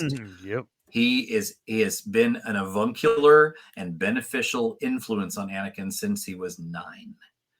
Compare that to Mace Windu, whose first words to Anakin are, "No, the child is too old." Ever since that moment of Mace trying to send Anakin back to Tatooine, that's the choice Sidious needs him to make. And he needs Anakin to make that choice so fervently at that time, he reminds Anakin to go tell him. He practically sends him on his way. Because Yes, he you knows bring him to me. Yes, Yeah. he knows Anakin will tell Mace Windu. He knows Windu will come to him. At that moment, when Windu confronts, when the 4 Jedi confront Sidious in their attempted arrest, the book tells it amazingly well. But even in the film, Palpatine kills 3 of those 4 Jedi in one stroke. He doesn't even, if you watch that, I've watched it on slow motion. he does not even attack Mace Windu. He needs Windu alive. He needs Anakin to come in and find Windu winning. Now he's stacked that deck again. Not only is the choice between Windu and Palpatine, now the choice is between Windu, who has tried to shut you down at every step, and Palpatine, the only one who can save Padme, and Palpatine is about to die. He's put a ticking clock on it. And we know that Palpatine is not defeated just because he's lying on the floor without a weapon, because what happens? As soon as Anakin makes that choice, Palpatine, full lightning. And I think it's interesting. I make this joke that Vapod's the most powerful aspect of the Vapod lightsaber style is that a true master of Vapod can die in combat, and 30 years later, people still insist they won that fight. So that's an interesting step to me. And I've seen it anytime I bring it up. Oh, well, he disarmed him. Oh, great. So what's he going to do now? Sidious is like, oh, well, you disarmed me. Like fair cop. I guess I'll go along with you quietly. See, we never saw Sidious use a lightsaber until that moment. And not having a lightsaber is not disarming Sidious. So again, Sidious stacks that moment so heavily in his favor. Anakin has no more agency in that action than does the lightsaber in Sidious's hand. Anakin is a tool. He is doing exactly what he's there to do, and he's doing it because of the timing of that moment, the precise moment that Palpatine pushes him over that edge. And I think that is why Sidious qualifies for me as the scariest Sith, because this is the moment he's been building to for 20 years, and he executes it perfectly. And what's most frustrating about that is George Lucas disagrees with me. George Lucas has said that he feels that Windu won that fight, and it's only because Anakin was involved that Sidious won. To which I say, it's like Lucas didn't even watch the scene he wrote. The Jedi are taking over. Yeah, that. But I think, Sidious, he fought a war with the entire galaxy, and he was both sides. Yeah. And he basically, all of which was to, and they say, I'm reading the Rise and Fall of the Galactic Empire, which is an amazing piece of work. It's a little dry, but if you're into it, there's a great line in there that says Sidious's or Palpatine's control of the Senate effectively shielded him from suspicion. The Jedi were looking for someone who was trying to take over the galaxy, not someone who already had. The becoming emperor was only a means to destroy the Jedi Order. Mm-hmm. Keeping the emperor, sure, I'll stay. But Palpatine didn't become the emperor because he wanted to be the emperor. He became the emperor because he wanted justification to destroy the Jedi Order. And in 1,000 years of the Bane lineage, he's the only one who did it. Yep. So I think that's, and as you said on your earlier episode, Dr. Dana, when he becomes physically frightening, is when he goes to full ludicrous, like you called him the cackling wicked witch. Yeah, you're right. And as Zane said, it was because he was giddy. Essentially, he was just happy. Yeah. And you pitched it. You said, why couldn't you just play it cool? And I was in my car this morning. I was like, he's been playing it cool for 20 years. It's like when someone finally comes out and they just go all the way out. He doesn't need to pretend anymore. It's like he says to Yoda, I've been waiting for this moment for a long time. And my little green friend. Which also plays into why I think Sidious is one of the scariest Sith, because he basically had tea with the Jedi daily for decades. He's the only person in the galaxy who is a threat to their order. He's the only one who has the capacity to end it. And they are the only ones who could detect it. And at no point did any of them detect it. And you can say the dark side, clouds many things and all that stuff. But Palpatine, I think, has one of the most potent cloaking devices that we ever see in canonical use of the Force. Because he's hanging out with Yoda on the daily, and Yoda has no idea who he's talking about. And how much is the complacency or the Jedi, come on. They couldn't see past their nose in some instances, and we saw that in the prequels. So I'm totally with you. It's scary to know that an individual can non-manipulatively, as I state many times in the show, influentially create a force around him to escalate him into a position where now he can manipulate over here while still influencing here. And now you've got this galactic civil war, right? And then, bam, now I'm running all the shit and I ended all the stuff over here because I'm the one that created all the stuff. Like, you're right. That sort of intricate planning and seeing through is downright frightening. If only I can save you from the chaos that only I could have created. Holy cow. When you look at it from that perspective, it scares me that Darth Maul was as effective or could be as effective as he was if they gave him a little more. We know Maul was a badass, and even in some of the novelization stuff, it's Maul. He's badass. And he comes back, and Did we know. You read Lockdown? I have not. Is it good? Lockdown is an interesting one. Maul is sent into a space prison to speak to some imprisoned weapons dealer in search of a fairly nebulous MacGuffin. But there's a neat scene where the warden of this warden of this prison is making money on the side by doing gladiatorial combat between prisoners. And so early on in the novel, Maul faces off against this powerful alien who almost kills him, and Maul's not allowed to use the Force and doesn't have a lightsaber. And I think that's interesting because the alien he's facing off of is clearly a Yuuzhan Vong. Oh, no way. It's not named as such, but it's like people describe it as like he doesn't speak Galactic Basic, and he like has all these weird powers and is, you know, and it's just I don't know I don't remember the details of it, but it is a Yuuzhan Vong. And it is, here's another hot take. I hate the Yuuzhan Vong, and I think that if Rob Liefeld wrote a comic book about Star Wars that all the characters were voiced by Skeet Ulrich and Fairuza Balk, that would be almost 90s enough to be the Yuuzhan Vong, and it would have to be set in a Hot Topic. I can't stand them.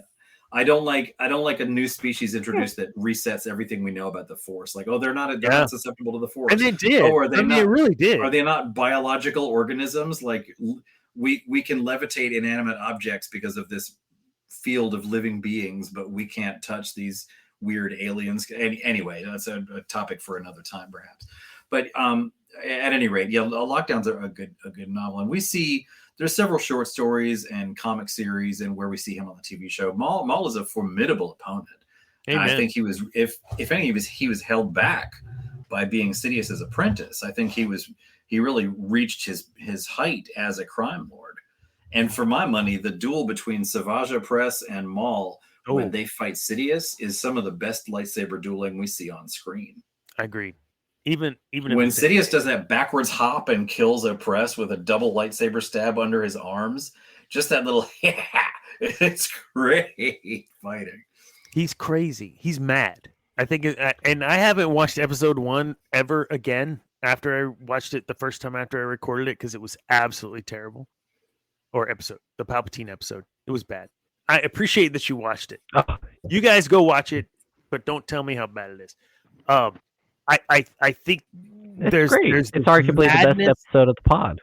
I appreciate that. There's this madness that occurs as you become corrupted.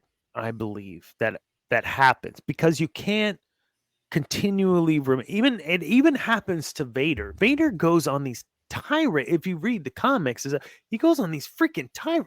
Like, if you truly are in love with Padme and want Padme to revive, and that's your goal, why are you freaking out over here? And in the EU, there's some of that we see with Thrawn and Vader's relationship. I'm kind of torn because I think just from looking at them, Maul, Vader, both of them are very quote unquote scary. I think standing in front of both of them, you would be afraid, would you not? Knowing the history of lore in canon, there is more, I think, that prefaces Vader than prefaces Maul. so that if Vader shows up at your doorstep versus Maul showing up at your doorstep, Maul looks scary as shit, but you've heard a shitload more stories about Vader and that dark, ominous presence, or riding in dramatically on a freaking TIE fighter. Not in the TIE fighter, on the TIE fighter. So I think for scariness, as scary as Sith Architect is to me, as scary as Maul is to me, Vader still has my heart just in pure at sight. Scary. Oh, if I see him, I'm dead. Like, that's it. In the Well, Bane think about that Rogue trilogy- One scene. Do what? I mean, Yeah. that's just scary, you know. The The hallway Rogue One rampage. scene, Mm. the hallway scene. The hallway Yeah. scene, or even in I know, sorry, Cam, Kenobi. I mean, he freaking flat out chokes out a kid, like When he True, pushes yeah. Kenobi down in the fire, I think the Kenobi show has an interesting play, which we never see discussed in other films.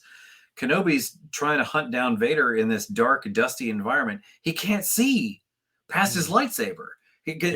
You're holding a brilliantly bright white light in a dark dust. Like it's hard to see. And I think that's interesting. Do you recall in the Bane trilogy, there's a lot of discussion of Darth Bane tormenting his victims before he kills them because he draws strength from the fear that his torment generates. And Vader is really the only other Sith we see do that. Mm-hmm. There's a scene in A New Dawn, the novel by John Jackson Miller, I think it is, one of the first new canon novels.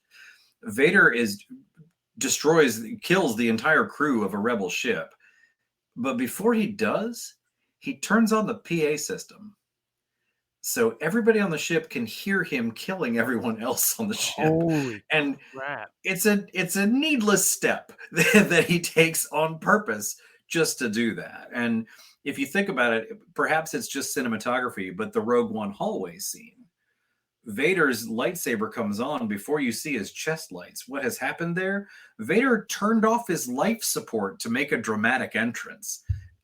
That's a baller move. You can see in Clone Wars, the animated series, where he does these things. Oh, Filoni makes him do these things. I think they are all aligned in the Vader character. There's nothing that I've seen outside. No, there's really nothing outside of the Anakin Vader thing that I can think of right now that I've watched so far, whether it be animated or movie, that I could say, oh, bullshit, that he would never do that. Not my Vader. Not my Vader. I don't feel like I could say not my Vader. I think so far they've done things very good. I absolutely am with Cam on some of this, where not my Luke. But I don't think I can say not my Vader. And I don't even think I could say not my Palpatine, because there were scenes in Rebels where you're in the world between worlds, Palpatine's there, all the things where he's seeing Ezra through the like even through Ezra Bridger. You know what? I feel like I'm feeling very violated now because there's someone else doing voices on my show, and I don't know how to feel about that. No disrespect. I love it. No, I love Yeah, it. Keep it up, please. That's all I could do. It's that and Watto, and Watto is 2 degrees from an unfortunate racial stereotype, and just this side of Mario. So I can't. What you talking about? That's good. That's good. Did you see? I mean, I know you saw it. Some of the Vader writing on Rebels is some of my favorite encounters with Vader. When he's fighting Ezra towards the end of the series, Ezra's down on the floor. He looks up at Vader and he says, "I'm not afraid of you." And what does Vader say? "Then you will die braver than most." And that's some quality Vader dialogue right there. And back to the comic books, Cam, again, this is why I feel you need to read these books. You've probably seen memes of it. Vader is shot down by an entire rebel division. They surround him, weapons on him as he climbs out of the wreckage of his TIE fighter. He steps out and they say, "Vader, drop your weapon. You're surrounded." And his response, "All I'm surrounded by is fear and dead men." And he kills them all. Yeah. That's great. And I liked it so much. I made a memo. I'm a Navy vet, so I know how to write a military memo. And I wrote up a fake memo from Mon Mothma to all hands of the rebellion. Stop shooting at Darth Vader. You're not going to accomplish anything. Like, unless you're Luke Skywalker or Han Solo, do not shoot at Vader, because you or the guy next to you will die. It's Holy simple. shit, that's true. The only two people to ever land on Vader in the original trilogy was Han and Luke that we saw on screen. There's some good dialogue in those comics. At one point, Vader meets. We now know that canonically, the Empire Strikes Back duel between Luke and Vader was their second fight.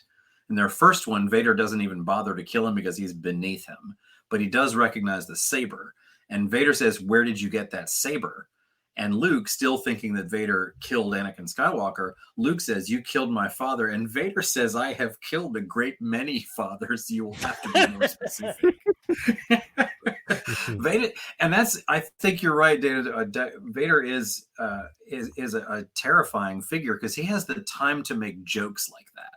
Yeah. In the novelization of Episode 3, we don't see it on screen, but as he enters the room to kill the Separatist leaders, one of them protests. Mm-hmm. "We only did what we were told. We were promised we would be rewarded handsomely." And Anakin says, "I am your reward. You don't find me handsome?" That's dad jokes while you're butchering people. I gotta start using that line. We saw that develop, though. Even I think Filoni, for the things that we love and the things that we hate of Filoni, I think he was smart when he was working all of that, right? I think when he brought in Vader, I think he had all of that in mind.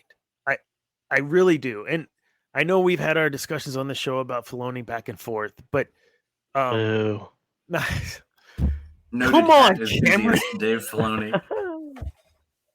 Just one. I think that when I see the duel between Ahsoka and Vader, I see something there. I see an attempt to bridge something that we saw in Return of the Jedi, right? Like for real? Like, really? This is you? Like, what's wrong with you? I can't stand I am you. what you made me. Yes, and all the things. And I don't know. Sorry, Cam. I think there was some of that in mind but even that version of Vader that we see in Rebels and before Ezra saves her, I think that's scary. And even though Ahsoka is, I don't think she's threatened by it, but I think she's fearful of it in a very deeply relationshipy kind of way still to Anakin. And correct me if I'm wrong, but I feel like that's more where she's at. And that it's not so much that, the Vader's destroying whatever. It's more that it's personal. It's very deep. My friend. Yes. My friend is hurt. Yes. And my friend is making choices that he can't unmake. Do you feel she thought she could help him? I think she knew she couldn't because she can feel him through the Force. And that's something I think you have to consider whenever two Force users duel, is they can feel the emotions of each other to some extent. And Anakin and Ahsoka are debatably the most closely connected Force users we have seen on screen. Don't say dyad. Don't say dyad. No. It's not because of some weird construct that they made up for the purpose, but because we see them for years fighting alongside one another. There's a genuine time and again. Family love. Yes. It is a familial love between the two, and Ahsoka still feels that as they are fighting. In Rebels, he says, Anakin Skywalker was weak. I killed him. And Ahsoka says, then I am here to avenge his death. And he says, vengeance is not the Jedi way. And straight out of Return of the King, she says, what? I am no Jedi. I am no Jedi. that's exactly what I think. That's an interesting aspect of the Force is the empathy that they can't always control and maybe wouldn't want to. It reminds me of in Rogue One when Vader almost chokes Krennic to death, and he says, "Be careful not to choke on your aspirations." Did you guys watch? Did you guys watch BoJack Horseman? No, I never watched that. I've seen a couple. Okay, so I know of BoJack, at one point we see BoJack try being a stand-up, and he's bad because he makes a joke, and then he says, "Did you get it? Did you get the joke? Did you get it? Because I said this. Did you get it?"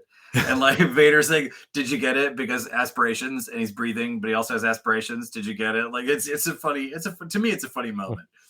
It's terrible. And it's terrible. And I've said it on this show 18,000 times. It's terrible. It's a dad joke, but it's like a terrible dad joke. It's really bad.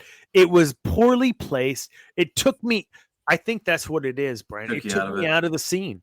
Like I was all into it. And I was like, oh shit, Krennic, you dumbass. What are you doing? And of course he's going to choke on your ass. Are you serious? It took me out of it. I can see that now. I can see now. Imagine in episode 4, as he's choking the guy over FaceTime, he says like, "Don't get all choked up." You know, like I think you're right now that you've recontextualized it for me. There's a badassery involved with Vader when, especially like you brought up, remotely choking. The amount of force power needed to remotely do anything is insane. Okay, we know. Sorry, Cam. It killed Luke Skywalker. I know it did kill because he got tired. Look up that episode where we share that video of the band that made the song. I can't remember the name of the band or the song, but it was like our hero Luke Skywalker died because he was tired, and it's terrible. No, you're it's brilliant. We got in trouble for copyright for that show, but anyways, worth it. Neither here nor 100%. Should have stopped it in 29 seconds. Yep. I should have stopped it earlier. I see this as being an issue with how Cam, I think, makes a good point about this. Sometimes it feels like there's a lack of respect, not a blatant disrespect, but a lack of respect. And we brought this up way at the beginning of the show tonight. There's kind of a lack of respect for the things that we loved and grew to love growing up through this and being reared through this. We learned life lessons through Star Wars. Cameron, can you tell me right now on the spot one life lesson that Star Wars, Luke Skywalker, whatever has taught you? I'm not trying to be an ass. I'm being very serious. One life lesson straight up that you always, this is one.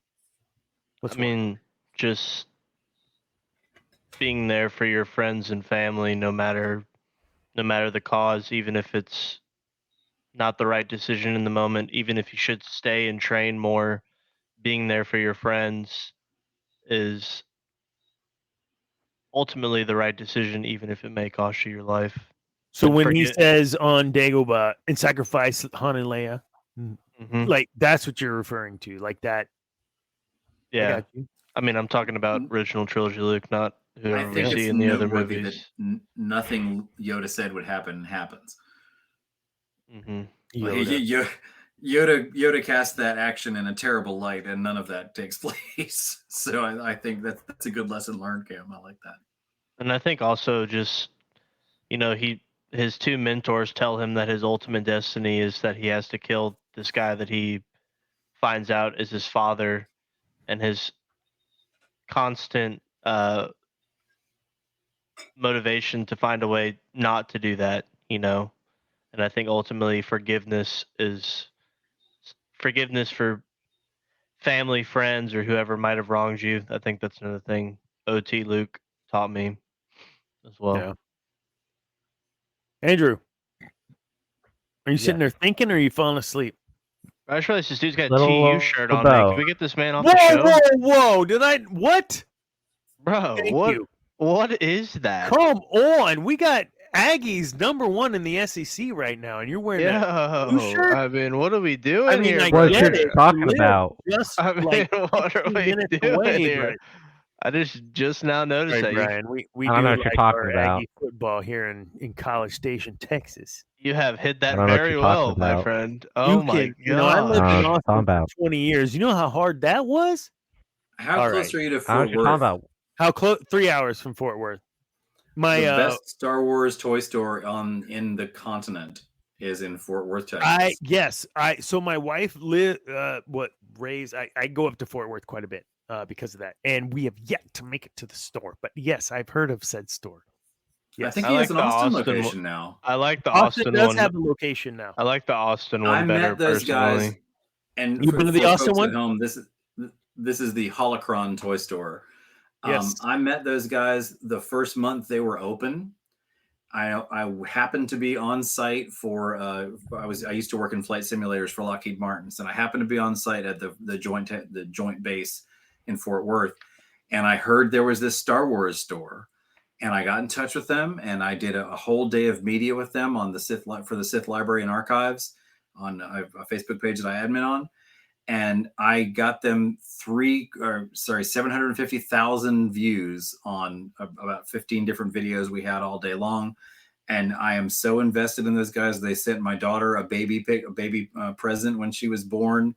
Fantastic. Every time I've met them, the proprietor is like, "Hey man, I've got this."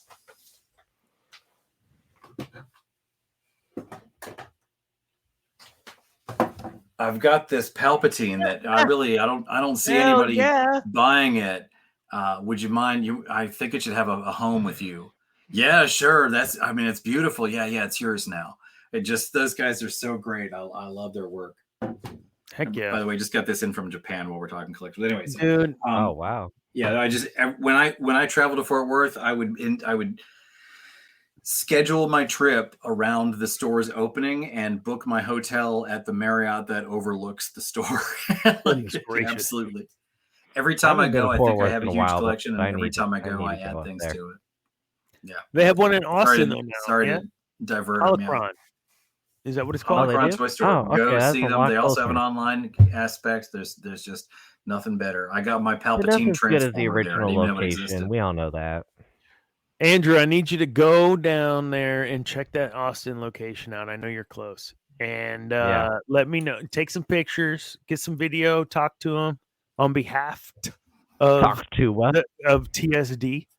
And we'll see if we can get them online and talk to them on the show. Oh, that's a lot of pressure. All right. I'll see what I can do. On that note, we'll talk about. I can arrange that for you too. By the way, I will be glad to reach out. Brian, you're our guest. I'm not going to ask anything of you, sir. Wait, what am I anything then? to boost Holocron and help this show out? I'm glad to kick in. And Andrew, you're like the coach. I'm on the bench. I'm like a reserve. You're the put me in, coach. I'm ready to play. Yeah. When everybody else says they're not going to Yeah. show, I go to Andrew. That's what I do. I'm sorry, the sixth Andrew, man. you I know get that's sixth not man of true. the year award. I go to Janae, and the only reason I say that is because she's not on right now. Otherwise, I would never say that. Just kidding. No, honestly, Sorry. when the I look question? at collectibles, toys, I brought up on the show. We were talking about Sith, the word Sith, and that the first time it was mentioned was actually on a deleted scene in the conference room where Vader chokes out what's his name.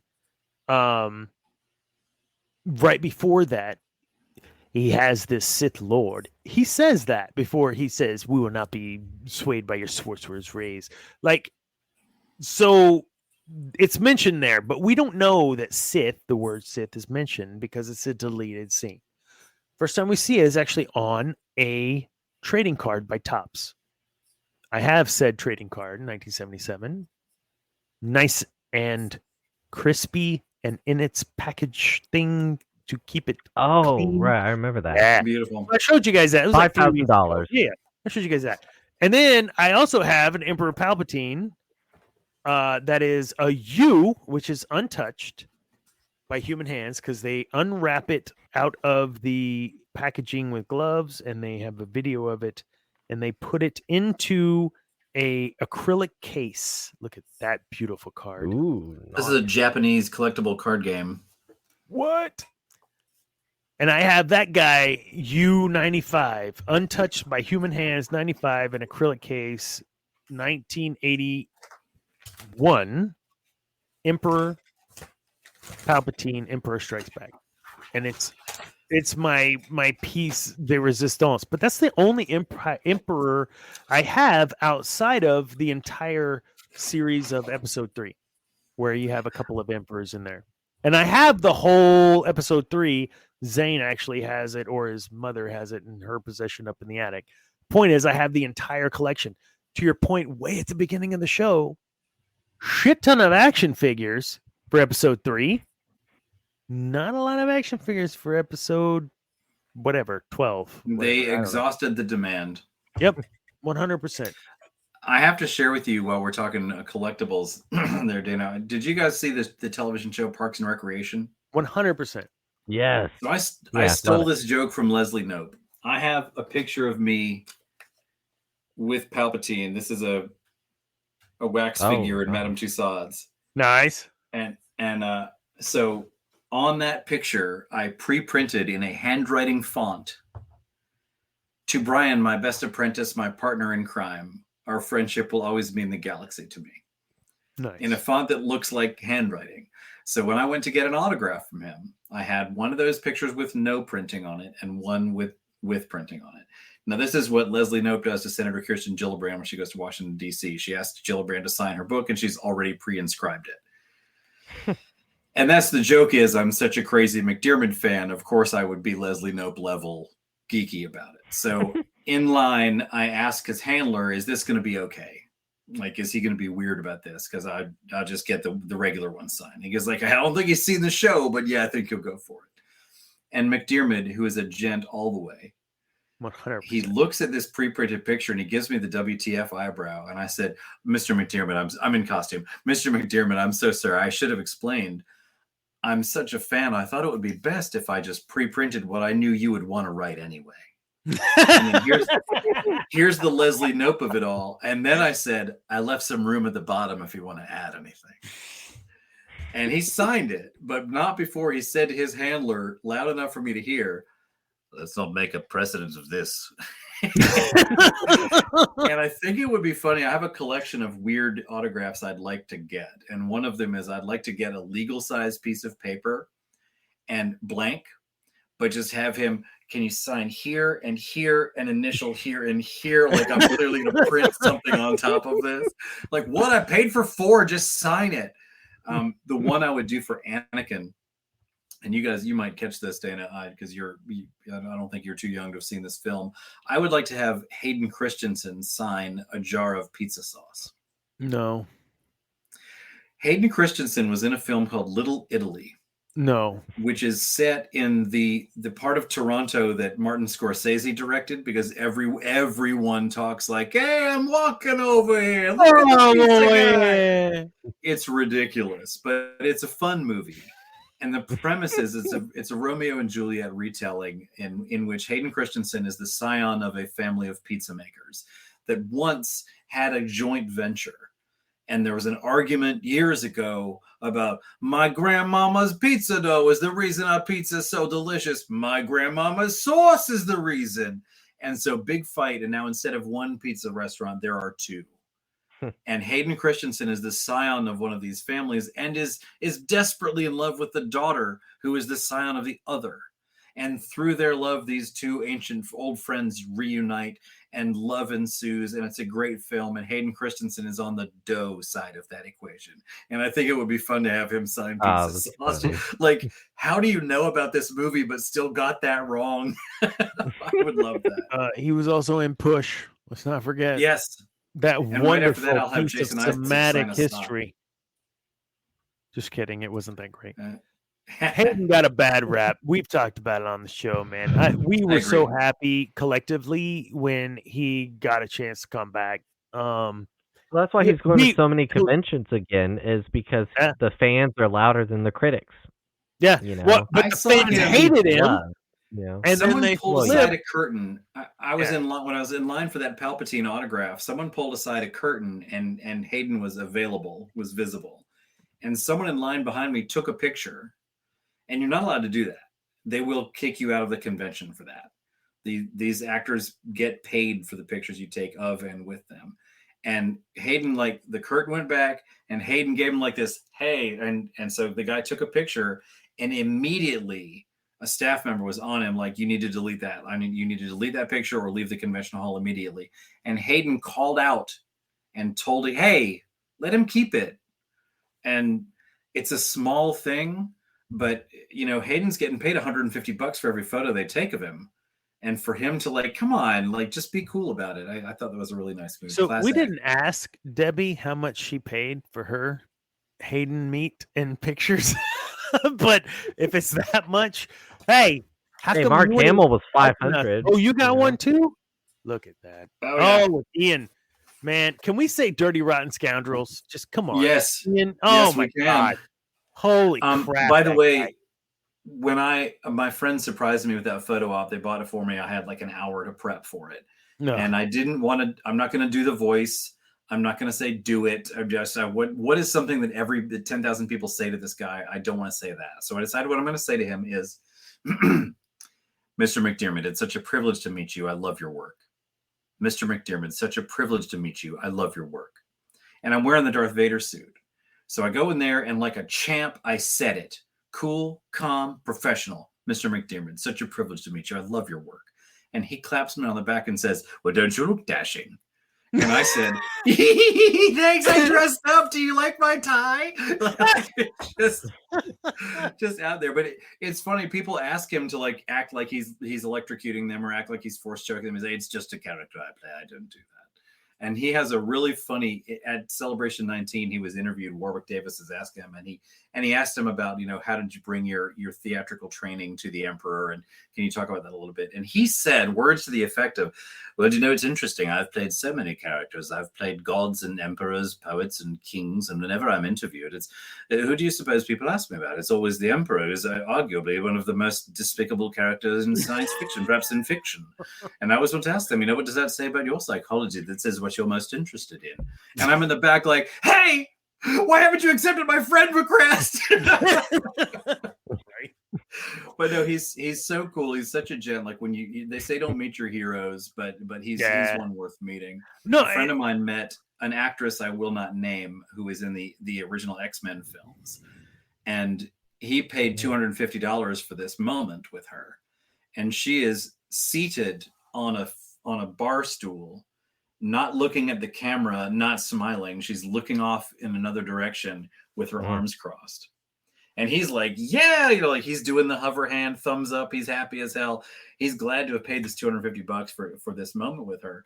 And he paid $250 for the picture. And then he paid another $350 to have it dry mounted and framed, and it's hanging up in his office. And I'm like, why did you commemorate this moment of this person being a jerk to you? And he said, she didn't have to appreciate it. I paid for the picture. Oh my like God. She didn't have to have a good time. But it's frustrating to me to hear stories like that, because these guys, it's hard work. You meet a lot of sweaty people. You smell a lot of things you might not want to smell, but you are objectively making $150 per 30 seconds for a 6-hour window. Yeah, even here, our tiny little Comic-Con we had here in College Station, we went last year and I went this year. Last year I met Kari Walgren, which voice actor, tons of stuff, Old Republic and some other things. Freaking can't, are you kidding me? Tigress from Kung Fu Panda. She does the series, does all those, she does all kinds of stuff. And she actually jumped on one of my TikToks one time, and I lost my shit, and I was like, Kari Walgren, you're watching my TikTok, like, and she bailed immediately. Like so it's important that when you're getting the autograph and you're talking with them, as you said, prepare, speak the things you want to speak, which I did at that time when I met her here at the Comic-Con. But then when she joined my TikTok, I lost my mind. If Ian McDermott had joined or saw live, popped into War of the Stars, would you have lost your mind too, or would you have kept it calm and collective? I think I'm going to turn off my camera just for a sec. Just for a sec, Harry. Jake, so he didn't see me going. Oh my God! There's a great line in Community when Donald Glover's character has asked for a picture of Geordie LaForge. That character name eludes me. No, nothing. All right, I gotta look it up. He's looking. Yeah, Reading Rainbow. What's his name? Shit. I've never seen the show. I can't help. Oh my God. LeVar Burton. LeVar Burton. Thank you. So he wanted a picture of LeVar Burton, and Chevy Chase's character, who is wealthy, arranges for LeVar Burton to arrive. And Donald Glover acts like a doofus and embarrasses himself and has an absolute screaming panic attack. And he's like, I just wanted a picture. You can't disappoint a picture. But between McDiarmid's the only actor I've ever paid to see. I paid for the photo op. I paid for the autograph, and money well spent by all means. The fact that he said I look dashing will resonate with me for the rest of my life. And being able to make that Parks and Recreation joke where like, I'm such a Goonie fan, this is what I have to do. Thanks. That's some of my artwork there. So we got a little Palpy here. We love Palpatine. This is a 6-inch Palpatine figure holding it. This is a 6-inch Black Series holding a Vader lightsaber, posed and photographed, and then run through several digital filters. The text here is scanned from the Book of Sith. That is, at least in Legends, that is canonically Sidious's handwriting in the notes in the margin. I have that book. Signature. It's great. Everything. And I have the holocron that came with it. Yeah. Same. I took the guts out of it and stuffed it full of LED lights. I'm a big fan of that method of decoration. So I've got a 30-foot string of LED lights spun through there. Heck yeah. I really like that Book of Sith. Have you seen the Imperial Handbook in that same series? I have not seen the Imperial one. I have bought the Jedi one. So I've seen that one, and I bought the Bounty Hunter one, and I've seen that one. I have not seen the Imperial one. Imperial Handbook it's a little drier. It's written like a military handbook. And at Celebration 19, there was a guy dressed as an Imperial Lieutenant Commander who was writing people uniform citations based on this handbook. Like he had a little pad he'd printed up, and he was like lecturing them on violations. And I lectured him on how he let people write in that book. You've defaced this government document. How dare you? It's outrageous. This here, thanks for sharing that. This is my my main collection of showpieces. That's the Darth Sidious lightsaber mounted up on a really nice stand I got off Etsy. That's my 501st quality Darth Sidious or Palpatine brooch. A collection of Kyber crystals starting from left to right. That's a Kyber crystal a friend of mine just made. The red Kyber crystal that comes with that Book of Sith holocron. In the center there, also off Etsy, there's a guy who makes custom molded Kyber crystals using the RFID tag from the Galaxy's Edge ones. The black one? Well, that's just, you can't really see in this picture, but it's Sidious's face carved into this crystal. Oh, that's cool. It produces Sidious or Vader effects. And then to the right of that is the Galaxy's Edge Kyber crystal for Sidious, and then one more that was just made by my friend. Off to the left there, I'm really proud of that piece. That's a literally priceless piece of art there. That's a 3D laser etched crystal with Palpatine in it. It was made by a German crystal company in 2006 as a parks only piece.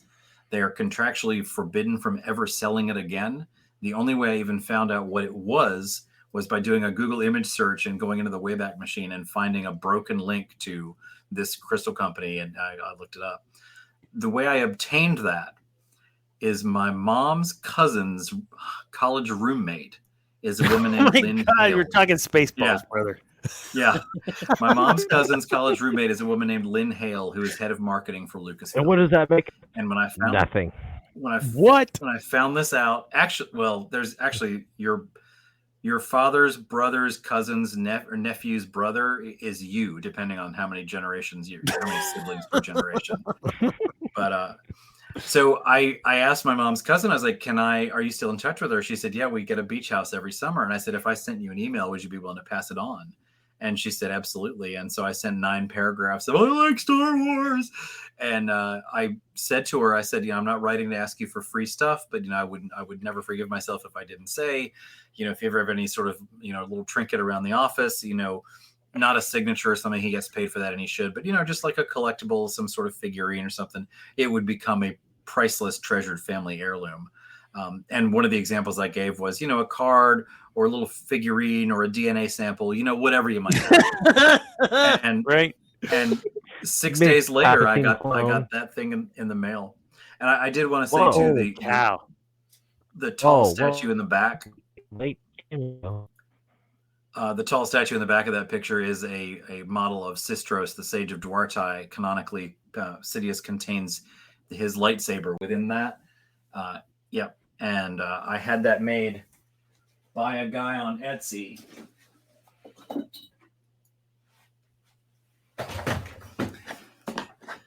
And I had him make it so that it holds a lightsaber inside it. Hold on. That's awesome. So really, really proud of that piece. That is a wait. Show it again. I just made you. Sorry. Show it again. There you go. Here's Sistros, the Sage of Duartai. Yeah. And then it comes apart, and I've got my Sidious. Holy crap! Dope. So yeah, that guy did amazing work for me. He makes sets of them in various scales. And I reached out to him and I said, would you be able to make a statue of Sistros that was large enough to contain a void of these dimensions inside of it? And he wrote me back, are you making a lightsaber case? I said, yeah, if you'll make it. And he did. And he severely undercharged me for it too. He told me, he quoted it to me and he told me later, he was like, I had no idea how much work was going to go into this. And I said, I'll pay you more. No, I said, but do you mind if I sell it on my site? So now if you Google like Sistros lightsaber case, you can find him. He does great work. That's cool. Zane, welcome. Zane. You done carving pumpkins? Yeah, it's all carved. I got seeds in the oven, so I might need a dash in like 15, 20 minutes. But listen. I'm sorry. I'm not saying pumpkin carving with your friends ain't important, but we're a freaking show, brother. Like, yeah, I was told about this like last minute. You should tell them to wait. No. Do they realize you have a worldwide televised podcast that you're a part of? I don't think they realize that I'm this famous, I mean, you're that it, right? I mean, Riz or something. I don't even know what Riz is. I hate to say it, and I certainly hate to bail with Zane on board now, but I actually have to take off. I have a very early morning here, so no worries. We're at 10, and we go 2 hours, and if we go over 2 hours, Debbie yells at us. So we're gonna take this as our out, Brian. Brian, it was an absolute pleasure having you on the show. I didn't get to share all the pictures. I'll, if you don't mind, I'll share those on the description link once this is done processing. I would be proud to. Yeah, I've got some great work. Absolute pleasure having you on the show tonight, talking dark. Same. I'm really glad to be here. I was really excited to get involved. I love the show, and it's great to see some faces to put with the names. Zane, I'm sorry I missed you. Perhaps I'll come back sometime and we can talk. Admiral Thrawn and Darth Revan. I'm sorry I missed you. That is all. Yeah.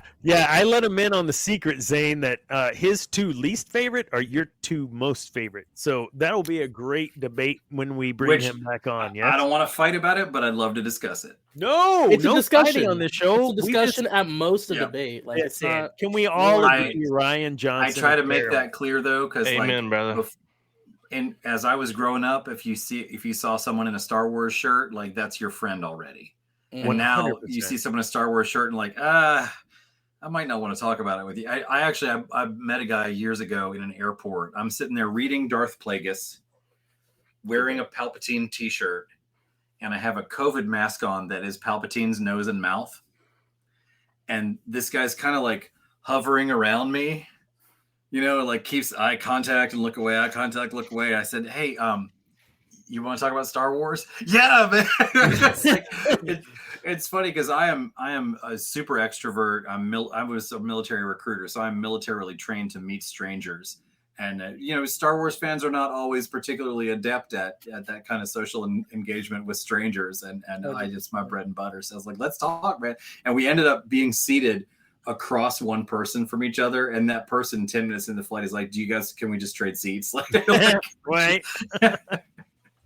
But yeah, all the way from California to North Carolina on a red eye, that guy just not just talked about Star Wars. So happy to do it. But yeah, I have some unpopular and unusual opinions of some of the more popular characters in the franchise, and I always like sharing them. And I like being proven wrong. I'm open to being talked out of it. Well, we love your dark side leaning, because dark side leaning is where it's at, man.